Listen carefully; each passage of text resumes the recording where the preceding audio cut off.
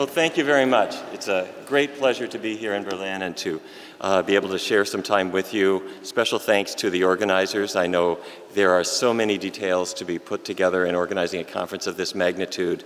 You have my undying respect for what you've accomplished over the years, and especially this year. So thank you for letting me be part of this. When you think about all of the conditions that could befall us over time, the very last one that we want to ever get, the one that we wish to avoid the most, would be anything that involves the brain, especially Alzheimer's. Because when you lose your memory, you lose your ability to relate, you have lost everything and everyone that ever mattered to you. And yet Alzheimer's disease is the epidemic of our time. We are seeing more and more of it, not just in westernized countries, but also in countries that were relatively spared from this condition. In the past, we are seeing more and more of it. But although that may sound like a negative, and it obviously is, the fact that a disease is changing over time means that potentially it's within our control.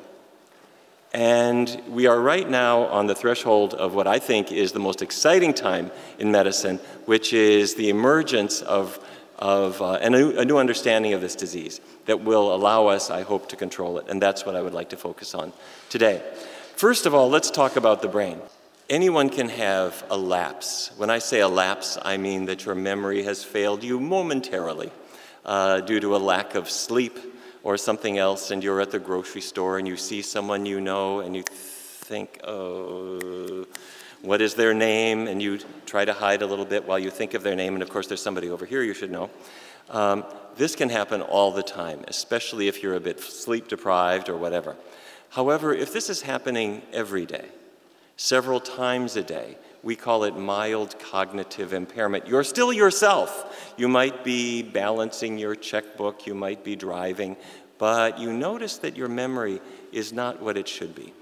And if you're having problems with learning and remembering, or with reasoning and problem solving, if visual spatial ability is impaired, you're trying to draw, say, a face or a clock, and you're having trouble getting the pieces in the right order. That's visual spatial ability. If you're having difficulties with language or your personality starts to change, that's when we start to think this could be Alzheimer's disease. And of course you say, I don't want Alzheimer's disease. Give me anything else. But your doctor would say, I'm sorry, it's genetic. There is a gene called the APOE epsilon-4 allele, and if you got it from one parent, your risk is tripled. If you got it from both parents, your risk is multiplied 10 to 15-fold. So what can you do? Get new parents, right? Well, no. Let me show you how the brain works and what goes wrong with it and what we can change. First of all, in the middle of the brain, you see that red crescent there in the middle. That's the hippocampus. Some imaginative anatomist many centuries ago thought the hippocampus looks a bit like a seahorse, so hippocampus is the Latin word for seahorse. This will be on the test. The hippocampus has an important job.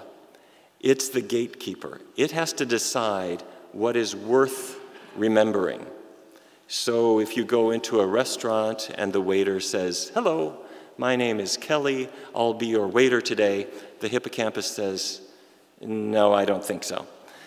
But things that it needs to remember, the hippocampus sends them up into the cerebral hemispheres where the connections between cells are strengthened, and that's where memory is coded. But if you look into the brain of a person who is developing Alzheimer's, what we discover is that there are things that don't belong there, including these brown plaques. These are called beta amyloid plaques. They are collections of protein. So the brain cells squeeze out these protein strands that then collect into what look like little meatballs, microscopic little meatballs in your brain. These are beta amyloid plaques.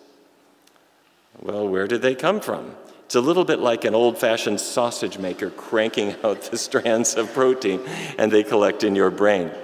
Well, I'm not so sure I want those. So in the city of Chicago, in 1993. The Chicago Health and Aging Project got started, and all they did was they recruited a large number of people, and they followed what they ate over time. And then they looked to see who stayed mentally clear and who did not. And the first things that they started to pick on were things that I knew a lot about. I grew up in the northern part of the United States in North Dakota. I don't know if anyone has ever visited the town of Fargo, but that's where I grew up. And my mother had 5 children. I can't say I recommend it, but if you're ever there, my mother had 5 children, and in the morning we would smell bacon cooking in the kitchen. And she would take a fork and pull the bacon strips out of the pan and put them on a paper towel to cool down. And then she had that pan filled with hot grease, and that's bacon grease. You don't want to throw that away, so she would carefully pour it into a jar to save it. I don't know if your mother did this as well, but my mother took that jar of hot bacon grease, and she didn't put it in the refrigerator, she just put it on the shelf. Because my mother knew that when bacon grease cools down, what happens to it? It solidifies. It turns into a waxy solid, and that's a sign that it's very high in saturated fat. And of course, the next day she would spoon it back into the frying pan and fry eggs in it. And it's amazing that any of her children lived to adulthood, but that's the way we lived. So there's a lot of saturated fat in bacon grease, but the number one source is actually dairy products. Cheese, whole milk, yogurt, these are the principal contributors of saturated fat. It's also in meat and eggs, some in chocolate. Now, in Chicago, some people ate relatively little saturated fat, 13 grams a day. Some people ate much more, 25 grams a day. And the question is, does that affect their risk of getting Alzheimer's? Well, let's have a look. Let's see what the numbers look like. Okay, there's the low group. These are the people who have relatively little saturated fat in their diet, but the people who had much more saturated fat had a much higher risk of developing Alzheimer's disease.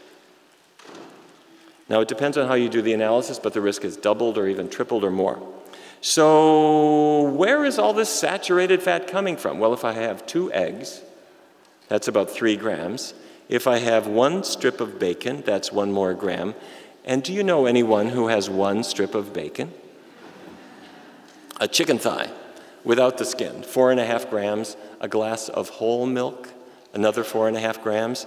Pizza for 1, which Americans are very fond of. That contributes another 12 grams. Do you know people who eat these foods? Lots and lots and lots of people are eating these foods. But if you add them up, that puts you in the high-risk group for Alzheimer's disease. All right. Now, it's not just Alzheimer's. Do you remember that condition, mild cognitive impairment, where you're still yourself? You might be driving, but your memory is sputtering. You're having lapses every day. Well, researchers in Finland brought in more than 1,000 adults. They were 50 years old, and they tracked their fat intake. And some people ate relatively little saturated fat, some much more. And they looked at whether they developed mild cognitive impairment. And you see the same kind of difference. The people who avoid the saturated fat had less risk over time of developing not Alzheimer's, but just old age memory problems. Well, what about that gene? That APOE epsilon 4 allele, the one that condemns you to Alzheimer's disease. Well, now focusing only on those individuals. Some of them had low saturated fat intake, some high, but when you look at their risk of developing mild cognitive impairment, it was even greater. And this is very, very important. Genes are not destiny. Genes are in 2 categories. There are genes like the genes that say blue eyes. Those are dictators. They give orders, and you are going to have blue eyes. But the genes for Alzheimer's disease are more like committees. They make suggestions, and you could get Alzheimer's disease or maybe not. And many of the genes for health conditions are not dictators at all. They are committees that say, you could get diabetes. You could get cancer. You could have heart problems. But we have a lot of control. We don't have to take their orders, and we can fight back, but we can only do that if we know how to do that. And these studies are showing us. Oh yes, what's this? There's fat in there too, right? What's the fat in a donut or a cake or a pastry? What is that called? Anybody know? Trans fats, does that sound familiar? Trans fats are partially hydrogenated vegetable oils. And some people in Chicago know what a donut is, and some people tend to avoid them. And so we are going to do the same analysis with trans fats. And what we see is that the people who avoid trans fats generally do pretty well. The people who dig in have a much higher risk. So all we are doing is looking at things that we can control. It's the saturated fat in dairy products, and in meat, and in similar foods, and also the trans fats. When you eat a lot of them, if the statistics in Chicago apply to you, your risk is much, much higher. So, why? Why would bad fat increase my risk? Some researchers at the Kaiser Permanente health system in the United States thought it might be cholesterol. Bad fats raise my cholesterol level. Maybe that, in turn, is affecting the brain. So they separated a group of individuals, almost 10,000 people, into 4 groups. Low cholesterol, higher, higher, highest. And they found that their risk of Alzheimer's went up just the same way. The higher your cholesterol level, the higher your risk of Alzheimer's. So we have not written the last word on this yet. But what we think is happening is that when you have a high cholesterol level, in the same way as it affects the heart, it can also affect the brain. All right?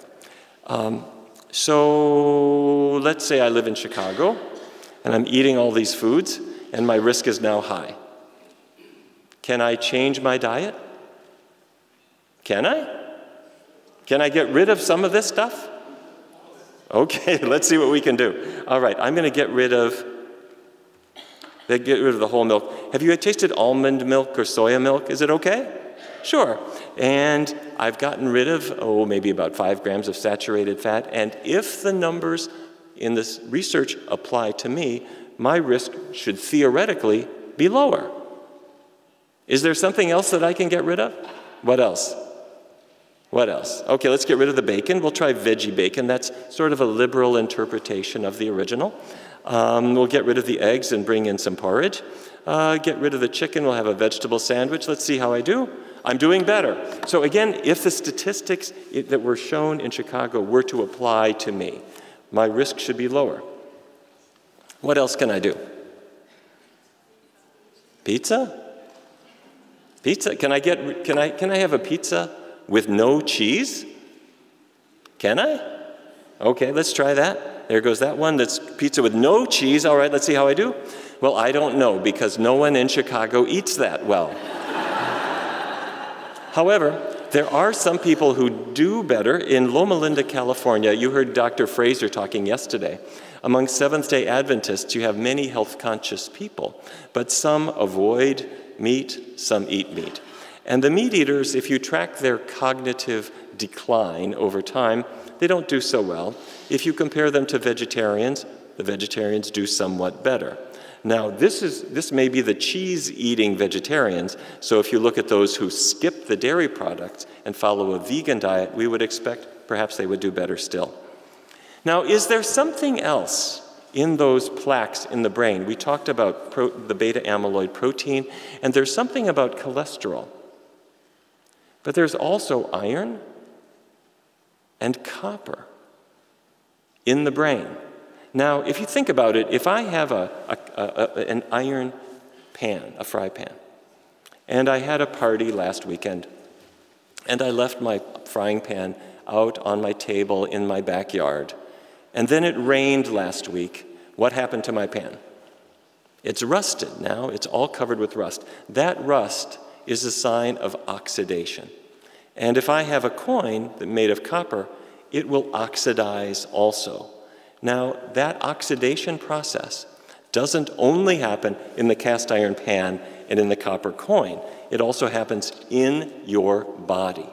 So if you are eating a little bit of iron and a little copper, that's good. Your body needs a tiny amount. But if you're eating too much of these things, if you're eating foods that are too rich in iron and too rich in copper, these foods contribute these metals into your bloodstream. They will oxidize, and as they do so, they produce free radicals, and you know about free radicals. They are responsible for many aspects of the aging process, and I think of them as being like the little sparks that singe through the connections from one brain cell to the next. So let's say I have a cast iron pan, or maybe I have copper pipes in my house. If you have these things, the water will stay in your copper pipes all night long, and then you fill your coffee maker in the morning, you're getting too much copper. If you're using a cast iron pan once a month, who cares? No big deal. But if it's every day, you're getting much more iron. If you are eating meat, or especially liver, you're getting a huge amount of both iron and copper. Now, many people take multiple vitamins, and that's not a bad idea, except that to sell them, they also add iron, and they add copper, so that they can promise you you'll get everything you need in these pills. The problem is you're already getting iron in food. You're already getting copper in food, and now you're getting too much. So there are now brands that are free of iron, but they are 20 years behind the science, and they're still leaving plenty of copper in there, and in my view, that's a mistake. So if you're taking a vitamin pill, take one that is only vitamins, or to tell you the truth, there are relatively few that would be recommended anyway, like vitamin B12 or vitamin D. You can get just those supplements alone and skip the rest, all right? So if what I'm saying is true, that if you're eating iron, you're eating copper, they are oxidizing in your body, and they are throwing off free radicals that are destroying the brain, then I need a fire extinguisher, and I have one. It's called vitamin E. Vitamin E is an antioxidant, and it will neutralize free radicals, and it's in spinach, it's in mangoes, and especially in nuts and seeds. There's lots and lots of vitamin E in these foods. Now, in Chicago, some people ate these foods, and some people tended to ignore them. So let me compare the low vitamin E group and the high vitamin E group. If my theory is correct, then the people who are missing vitamin E, those people should be at higher risk. Well, let's see how the numbers, oh, well, there you go. Okay, so the people who are tending to get more vitamin E do better. The people who miss it tend to do worse. All right, so all we are doing is adding up things I can do. Avoid saturated fat, avoid trans fats, make sure I get plenty of vitamin E. So what should I do? Run to the store and buy bottles of vitamin E? No, I don't think so. It's in broccoli and spinach and sweet potatoes and mangoes and these things, but much more in nuts and in seeds. And this is important because in food, there are 8 different forms of vitamin E. In a pill, there can be 1 or 2, and it can legally be sold as vitamin E. The problem is, when you swallow just one form, it can interfere with your absorption of the other forms. So you don't want vitamin E in a pill, you want it in foods. In the Chicago study, about 8 milligrams a day was the effective amount. And if I have just 1 ounce of nuts or seeds, that's 5 milligrams. That's the amount in your hand. If you pour in the nuts or seeds, before it hits your fingers, that's 1 ounce, okay? That's all you need. And then the other thing is be very careful, don't eat it. Because if you do, you're going to fill your hand again. And then you're going to eat that. And you're going to fill your hand again. And I don't know what it is about cashews and peanuts, but personally, I can't stop eating them. So a better approach is to put them in your hand and crumble them up and put them on your salad. Use them as an ingredient, use them as a flavoring, and that way you'll get the vitamin E you need without overdoing it, okay? I know what you're talking about. Avoid the bad fats, get vitamin E. That sounds like the Mediterranean diet.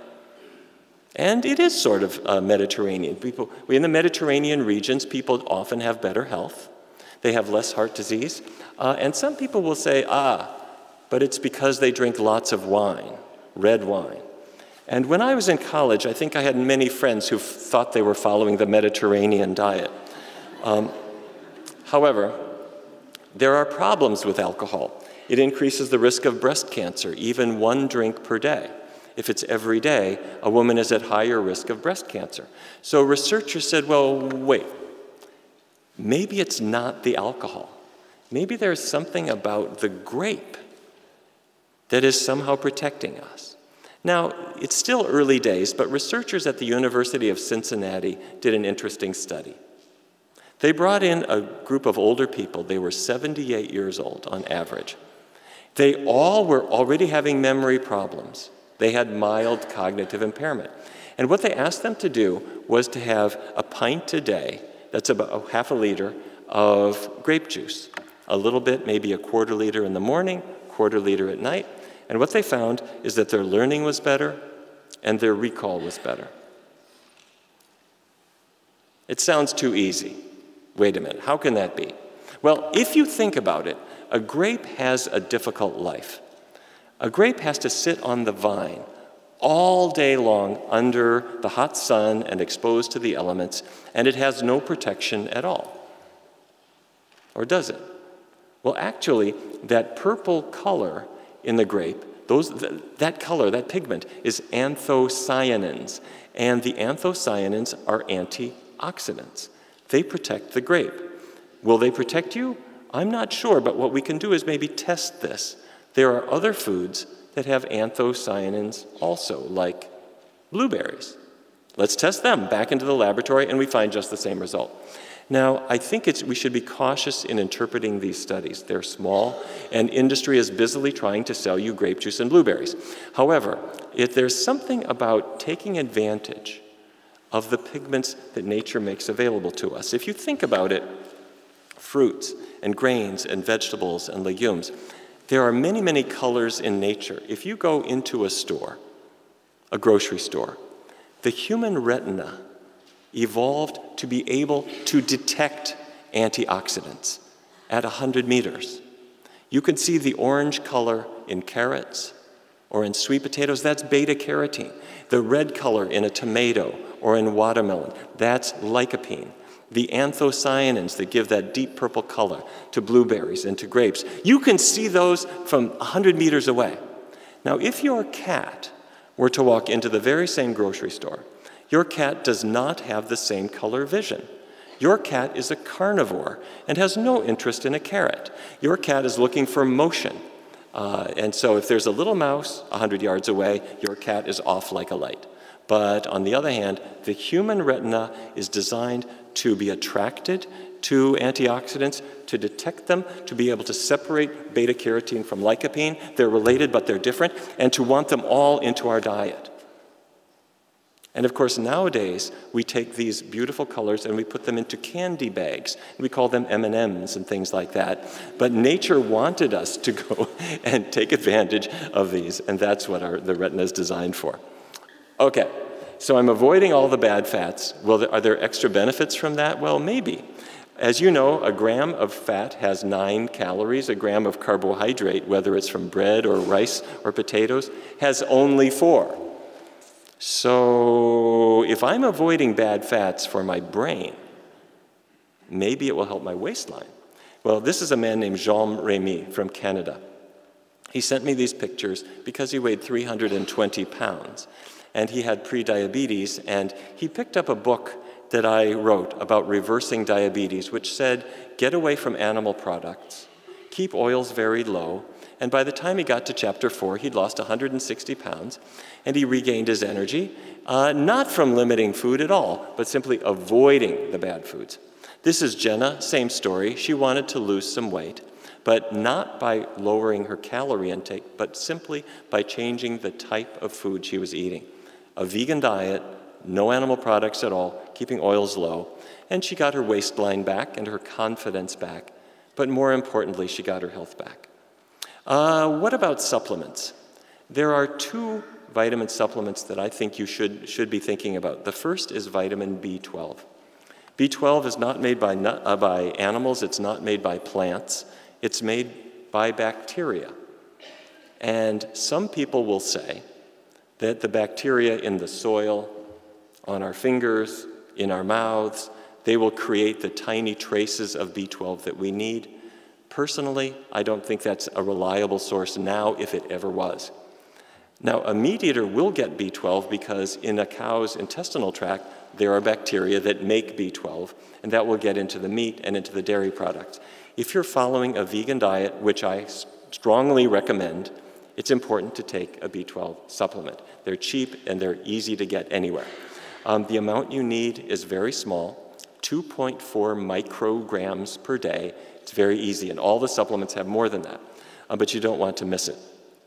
By the way, I should mention that if you go into a medical clinic, most of the people who are low in B12 are meat eaters. They're not vegan. They're meat eaters, but they're either older, so they're not making much stomach acid, so they can't pull the B12 out of the protein, or they're on a medication like metformin or an acid-blocking drug, and they're becoming low in B12. So they should be taking B12 too. But for vegans, it's essential. Now, vitamin D normally comes from the sun, and that's the only source you need, except that people had the bad judgment of leaving Africa and moving to Berlin. And unfortunately, the sun here is less reliable. And so if you're indoors a lot, you'll want to take a vitamin D supplement, and that will give you the vitamin D you need. What it will do is it will help you to absorb calcium from the foods you eat, and it has an anti-cancer effect as well. Now, food is not everything. There's a role for exercise as well. So it's good to get physically active and lace up your sneakers and go out for a run. At the University of Illinois, researchers brought in 120 adults, and they asked them to take a brisk walk 3 times a week. So what they found is that this reduced brain shrinkage, especially in the hippocampus, which is Latin for seahorse. Very good. Who's had their asparagus today? Good.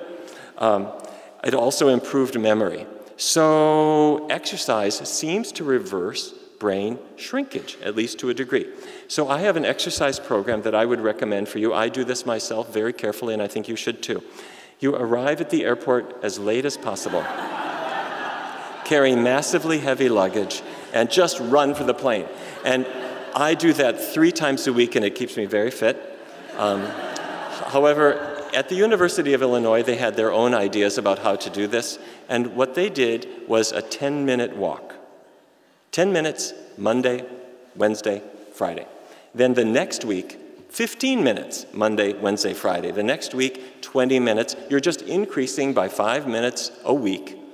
And once you get to 40, that's it. That's the level that has been shown to reverse brain shrinkage. Now, can you do more? Sure. The more exercise, really, the better. But just 40 minutes, brisk walk 3 times a week is what you need. Also, there's something to be said for language. And this was really discovered in Canada. In Canada, many people have only 1 language, but many other people have 2. And those people who speak 2 languages were delaying their cognitive decline by as much as 5 years. If you speak 3 languages, even better. Or 4, better still. However, if you learned a language in high school, it's no good now. It's only a question of whether you're using it. And if you're using it, the theory is that that will help protect the brain's functions. So I encourage you to engage in many intellectual activities, documentaries, read newspapers. This is my favorite newspaper, but you may have your own favorites as well. And crossword puzzles, anagrams, anything that has to do with words is helpful for the brain. So one day I was sitting in a lecture by Dean Ornish. Do you know Dr. Dean Ornish? He's a medical genius. He showed that you can reverse heart disease. with a plant-based diet and an otherwise healthy lifestyle, that the arteries open up again. And I was sitting in a lecture that Dr. Ornish gave, and he said, if I focus too much on myself, I will be ill. But if I take advantage of the support of a group, then I can be well. If I focus on we, I can be well. And that was a very nice point that he was making. But while he was saying that, my mind was going in a different direction. I thought, isn't that cool? There are words hidden inside other words. That might be good for my brain. So I started taking other words like this one and moving around the letters. And it's interesting to see what happens if you rearrange things enough. You come up with words like that. And so trust me, people, this is good for your cognitive function. Now, whether it's physical activity or intellectual activity, it's important to stop. You have to stop because your brain needs to recover. In the first half of the night, if I put EEG leads on your head and I measure your brain waves, in the first half of the night, what is predominating is slow wave sleep. And that's when the brain is integrating words and integrating facts, experiences of the day. And the second half of the night is when your brain is engaged in REM sleep, rapid eye movement. You're dreaming. And that's when the brain is integrating motor skills, like playing golf or playing the guitar, or also emotions. If you stay up all night, or if you're sleep deprived for several nights in a row, you'll discover that your memory is not so good, words and names start dropping out, and your emotional control is not good either. And it gets worse. Do you remember my sausage maker? That cranking out the beta amyloid strands, it turns down at night, except if you stay awake. If you're awake all night, then the beta amyloid loses its diurnal variation, and it continues, the amyloid is continued to be produced all night long. So my most important medical device that I encourage all of my patients to buy is this one. I don't care how good your book is or how good the television documentary is, at 10 o'clock, turn it off and go to sleep. And if you wake up even a little early the next morning, you'll find you feel much, much, much better. Okay, so let's check our scorecard. Can I avoid bad fats? Can I? Of course, easy. Now that I know where they are, it's not hard. Can I avoid the excess metals? Sure I can. Can I eat vitamin-rich foods? That's pretty easy too. Can I take vitamin B12? Yes. Can I get physical activity? Well, maybe. If I put it on my schedule and if someone else knows I'm going to do it and will call me if I miss, then I'm okay. Can I get mental stimulation? No problem there. We're getting lots of that. Can I go to sleep? Well, maybe. But if we do that, we're going to do better. And I also put on this list medications. If you know anyone who has a sudden change in their mental status, one of the things to do is to go into their bathroom and look into the medicine cabinet and see what's new. Medications very, very often can cause serious brain problems, and new combinations of medicine can do this. Even something as safe appearing as a statin drug used to control cholesterol. We have had hundreds of reports of people on statin drugs who have had memory problems severe enough that they were confined to a nursing home and diagnosed with Alzheimer's disease that cleared up when they stopped the medication, they packed their bags, and they went home. Now, this is a rare side effect, but it does happen. So be very alert to medications. And by the way, 90% of people on statin drugs for their cholesterol do not need them. They are taking them because they are eating cheese. And they're eating meat. Or they think that fish and chicken is somehow healthful, not recognizing that fish and chicken are animal products and the animal cells are making cholesterol day after day after day after day. And when you eat them, your blood cholesterol rises and you get a problem that your doctor will attribute to genetics, and then you are condemned to taking medication for the rest of your life, which you never needed because that was not the issue. There are people who, despite a healthy diet, will have a high cholesterol level, and for them, it's sensible to consider medications. But that should be thought of as alternative medicine. The power plate. We, in 2009, my group, the Physicians Committee, presented this to the US government and said, we had been using a pyramid, which you remember before that. The pyramid was a nice shape, but people eat from a plate. So we said, give them a plate. And you don't need a meat group. You should have fruits and grains and vegetables and legumes, legumes meaning beans and lentils and peas. And we did not hear back from the government. So in 2011, we filed a lawsuit in federal court to compel the government to respond. And in 2011, the US government adopted what they call My Plate. This is now official US government policy. And as I'm not taking any credit for this, but you will notice a few similarities. The fruits and grains and vegetables are all there. They're calling it a protein group, but they say that could be meat, but it could be beans, it could be tofu, it could be nuts. It doesn't have to be meat. And for the first time in US history, there is no meat group, period. Thank you. There is a dairy group, but to their credit, they say that soya milk counts. That's perfectly fine. So a vegan diet is perfectly okay with the US government. All right.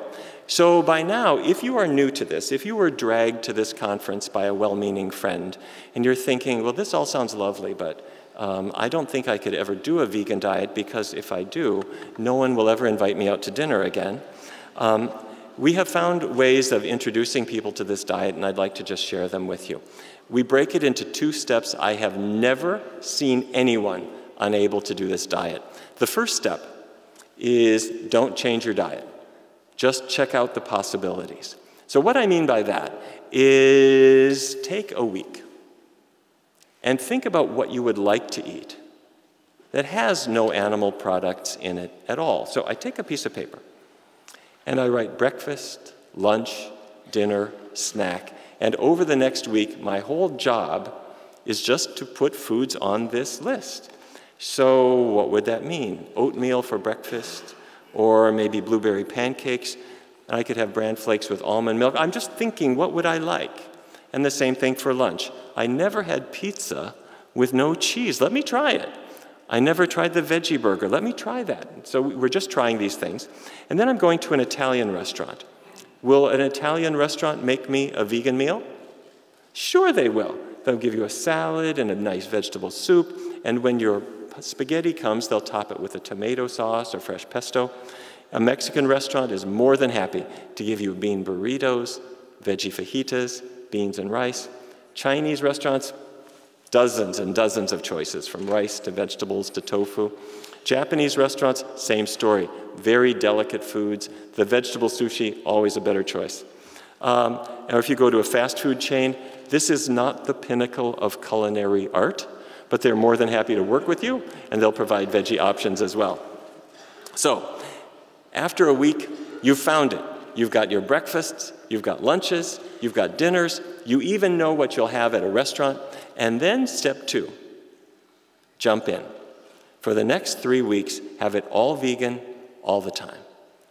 And at the end of 21 days, what you discover is 2 things. First of all, you're healthier. You're losing weight, your energy's better, your digestion is better.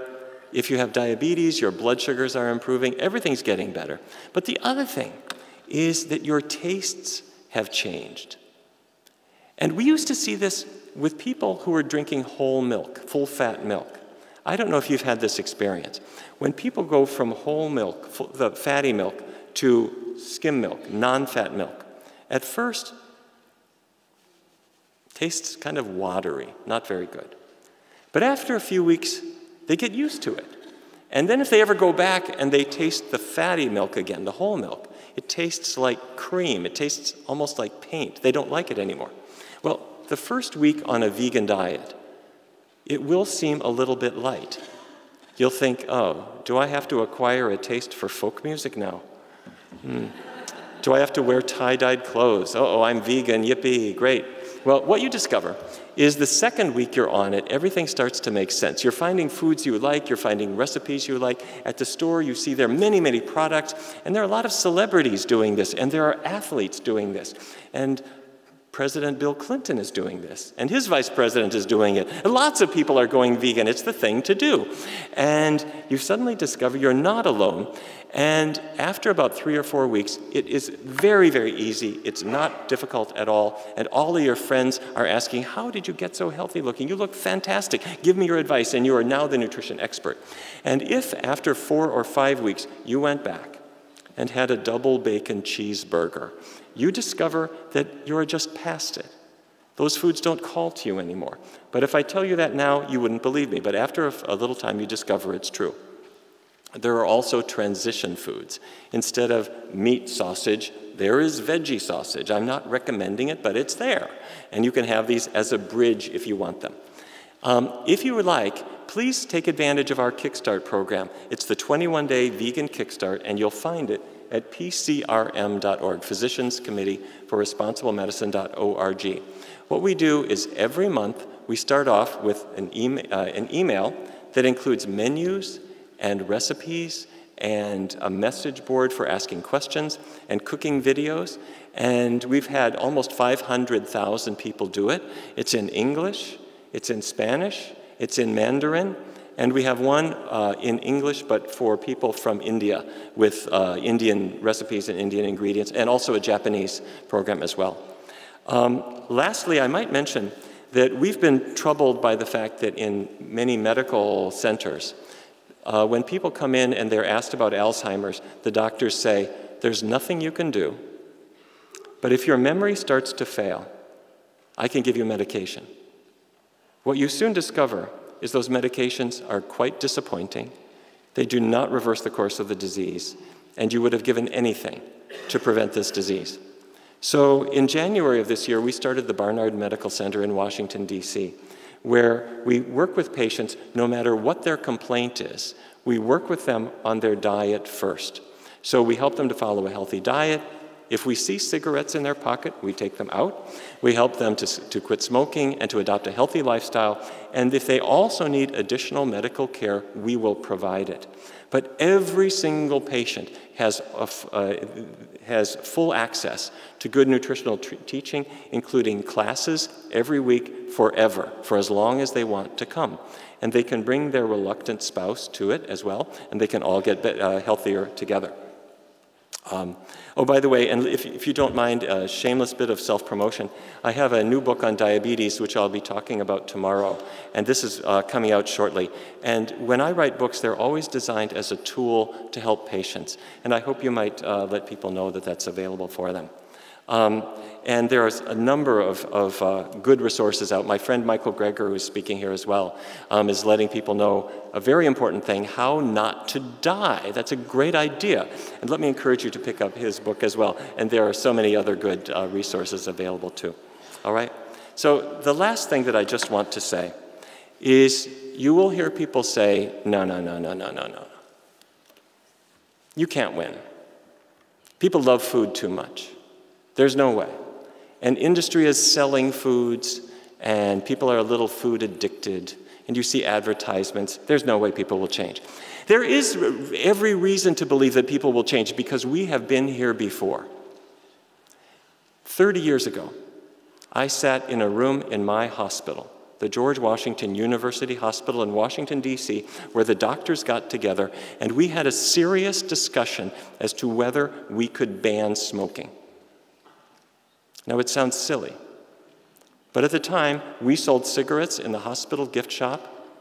I bought them, and I would light up my Merit menthols while my head of surgery would smoke Marlboros.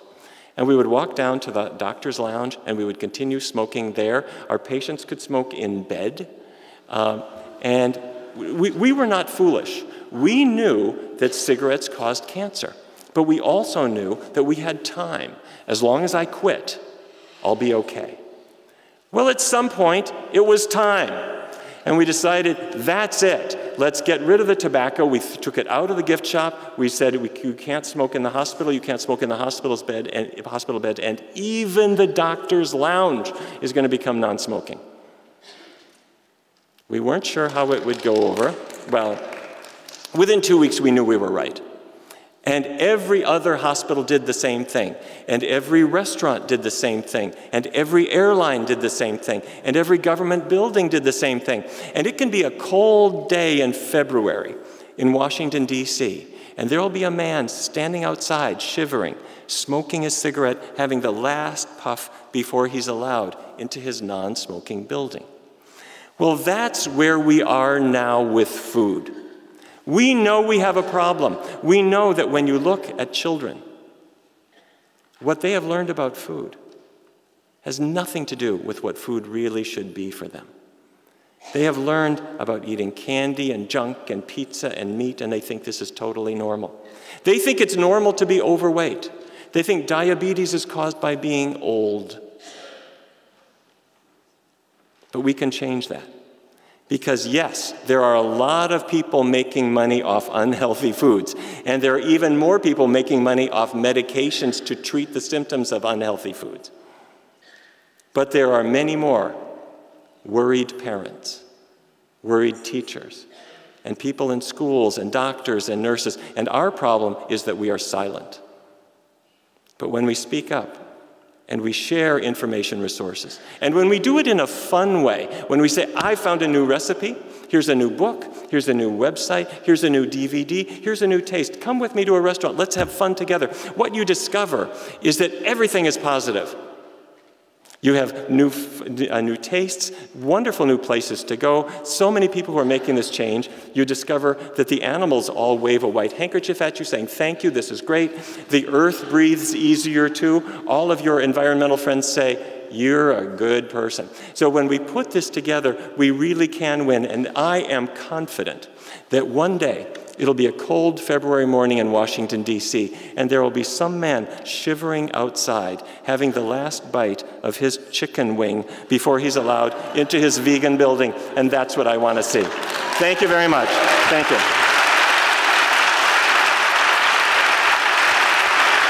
Thank you very much. Thank you.